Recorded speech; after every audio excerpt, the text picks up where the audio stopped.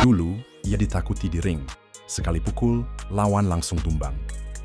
Sosok berotot dengan tatapan buas itu adalah Mike Tyson, petinju termuda yang jadi juara dunia. Tapi di balik kejayaannya, tersembunyi luka masa kecil, kehilangan orang-orang terkasih, dan kegelapan hidup. Ia terjatuh, dipenjara, bangkrut, dan nyaris hancur. Namun dari reruntuhan itulah, Tyson menemukan makna baru dalam hidup dan bangkit kembali sebagai legenda. Mike Tyson lahir di Brooklyn, New York, tahun 1966. Ia tumbuh dalam lingkungan keras, tanpa sosok ayah, dan kehilangan ibunya saat remaja.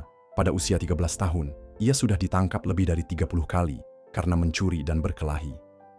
Hidup Tyson berubah saat bertemu Cus D'Amato, seorang pelatih tua yang melihat potensi besar dalam dirinya.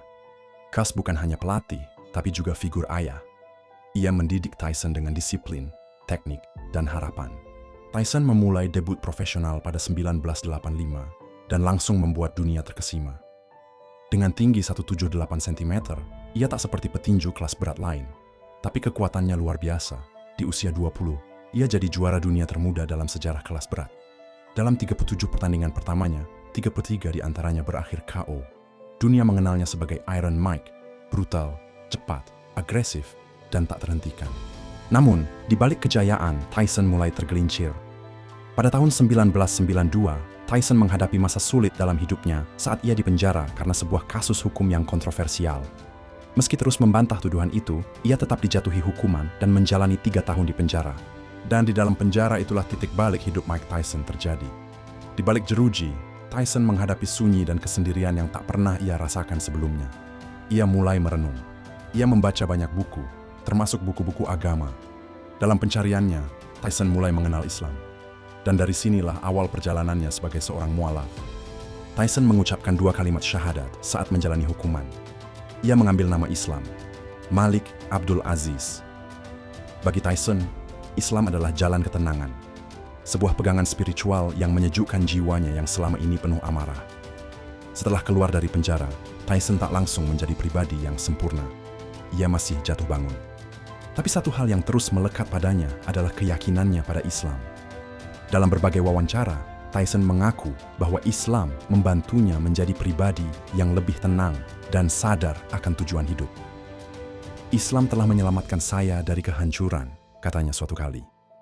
Dalam beberapa kesempatan, Tyson tampak mengenakan pakaian Muslim, menghadiri masjid, bahkan menjalankan ibadah haji pada tahun 2010.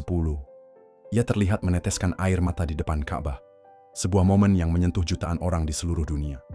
Perjalanan Tyson bukanlah kisah seorang manusia yang tiba-tiba berubah sempurna, tapi kisah tentang bagaimana seseorang yang pernah berada di titik tergelap hidup, perlahan-lahan menemukan cahaya. Ia pernah menjadi simbol kekerasan, tapi kini menjadi simbol pertobatan. Mike Tyson bukan malaikat. Tapi kisah hidupnya mengingatkan kita bahwa siapapun bisa berubah, bahwa Allah Maha Penerima Taubat, bahwa dalam hidup yang penuh kekacauan, masih ada ruang untuk kedamaian, dan Islam bagi Tyson adalah jalannya. Setelah bebas, ia kembali ke ring, tapi bukan Tyson yang dulu. Tahun 1997, dalam pertarungan legendaris melawan Holyfield, ia menggigit telinga lawan hingga robek, aksi yang membuat dunia tercengang dan dirinya didiskualifikasi. Tyson bangkrut. Dari miliaran dolar, semuanya habis oleh gaya hidup mewah, kesalahan manajemen, dan narkoba.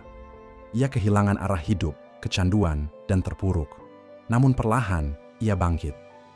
Tyson menjalani terapi, menulis buku, dan bahkan tampil di film komedi The Hangover.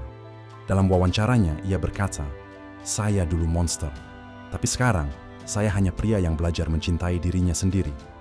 Tahun 2020, dunia dikejutkan. Mike Tyson kembali naik ring melawan Roy Jones Jr. di usia 54. 2 legenda naik ring.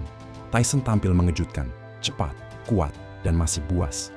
Ia tampil mengejutkan, eksplosif, dan bugar. Fans bersorak, Tyson bukan lagi si predator, tapi seorang legenda yang bangkit dari masa lalu. Tapi hasil akhirnya, seri. Banyak yang bilang Tyson pantas menang. Tapi bagi keduanya, ini bukan soal menang atau kalah, melainkan membuktikan bahwa jiwa petarung tak pernah pensiun. Tahun 2024, ia kembali bertarung, kali ini melawan Jake Paul dalam laga eksibisi yang disiarkan Netflix. Pertarungan ini trending di seluruh dunia, namun Tyson kalah angka. Banyak yang bertanya, apakah ini nyata atau sekedar pertunjukan? Beberapa pengamat meyakini Tyson sengaja mengalah. Di umur 57, ia tahu kekuatannya tak seperti dulu. Jake Paul adalah aset bisnis besar. Kekalahannya akan merugikan banyak pihak, dan Tyson tidak menunjukkan agresi seperti biasanya. Namun bisa jadi ia memang sudah tidak mampu. Refleksnya menurun, stamina melemah, dan ia sendiri pernah berkata, "Tubuh saya tidak bisa memukul seperti dulu."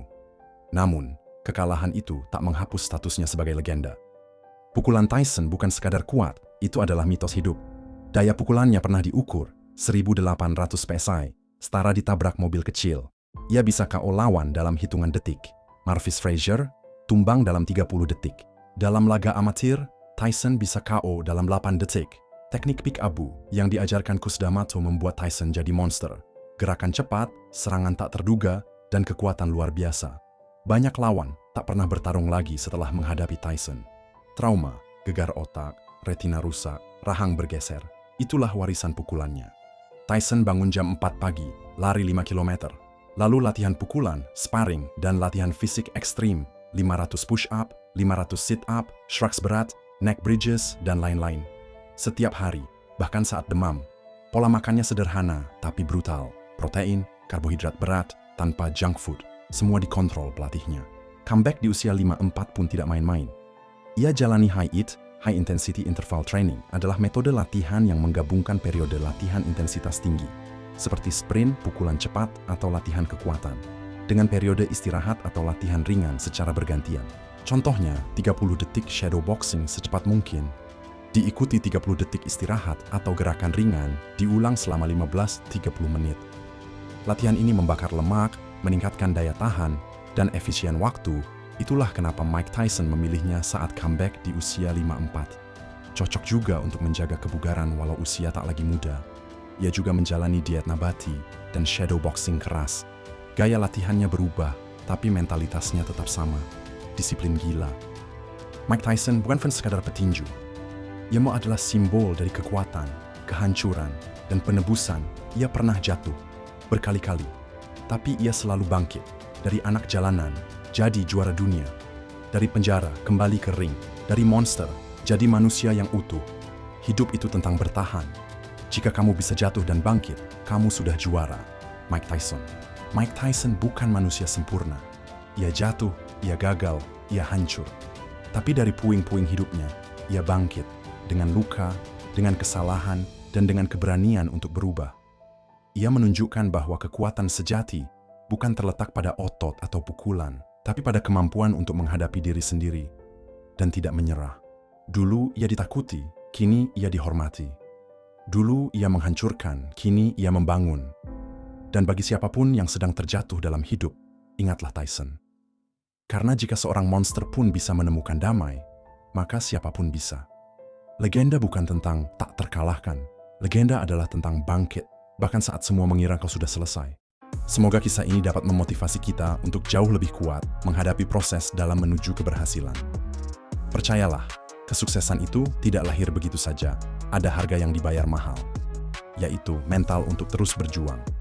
Terima kasih sudah menonton video ini sampai akhir. Like, comment, subscribe, dan share video ini. Sampai jumpa di video berikutnya.